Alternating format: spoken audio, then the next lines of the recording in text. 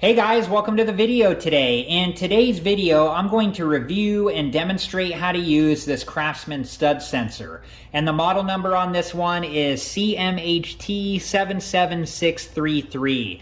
And I used to have a Craftsman stud sensor similar to this one. I think it was an older model, but I no longer have it and I wanted to replace it. So I was able to find this one online at Amazon. And it tells us here that it scans up to 3/4 of an inch on wood and metal studs, and that it has a limited lifetime warranty. Okay, let's take a look at the back. So on the back of the package, we have a lot of information here. Some of the stuff that it tells us is the instructions on how to use it and information about the limited lifetime warranty and to wear safety goggles, and requires a 9-volt battery, and that is not included. Okay, so let me take the Craftsman stud sensor out of the package and I'll be right back. Okay, so the packaging was also the user's manual, so make sure to read through this completely and understand it completely before you ever use the Craftsman stud sensor. This will tell you everything you need to know on how to use the Craftsman stud sensor both safely and properly.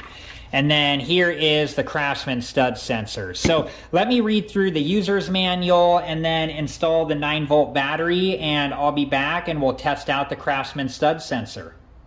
Okay, so let's install the 9-volt battery and put the cover back on here. There we go. Okay, let me take the stud sensor over to a wall and I'll demonstrate how to use it. Okay, so I have my safety goggles on and there should be a stud right about here. And we need to calibrate the stud sensor first, and you do that by putting the stud sensor flat against the wall and then holding down the button on the side until that red light goes off and the green light's the only one that's on. If the red light doesn't go off, then you may be on top of a stud already and need to move the stud sensor so it can calibrate correctly. Then we're going to move the stud sensor slowly until the red light comes back on.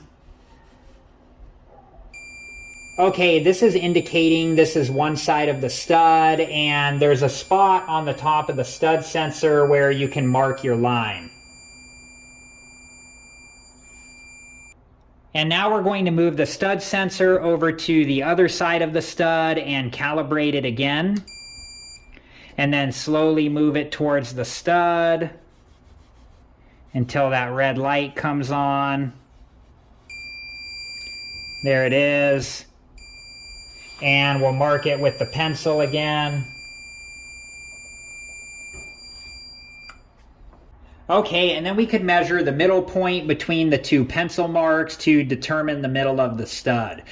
When you calibrate the stud sensor, you can't place it over a stud or it won't calibrate correctly. Here's what happens when I try to calibrate the stud sensor over the stud. The red light turns off, but it doesn't work properly. You can see that as we move back and forth over the stud that it's not picking the stud up.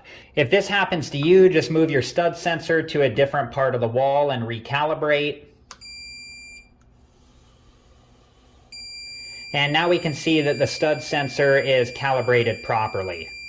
Okay guys, here's what I think about the Craftsman stud sensor. It's a good stud sensor that's inexpensive and easy to use. And make sure that you read through the user's manual completely and understand it completely before you do use the Craftsman stud sensor. It will tell you everything you need to know on how to use the Craftsman stud sensor both safely and properly. And some of the things it talks about in here is to make sure that you wear safety goggles to protect your eyes.